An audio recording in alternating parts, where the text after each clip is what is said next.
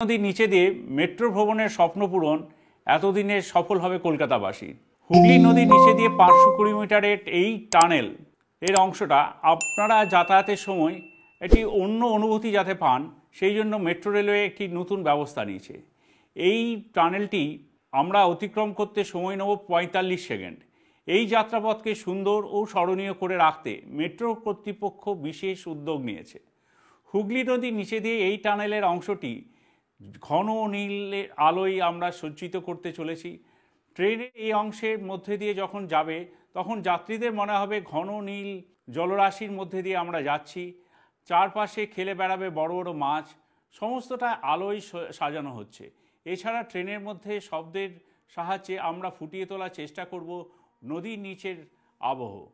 আশা করি আপনাদের এটি ভালো লাগবে। আমরা এই ভিডিওটি আপনাদের সামনে আনতে চলেছি একটু কার্টুন রেজার হিসেবে।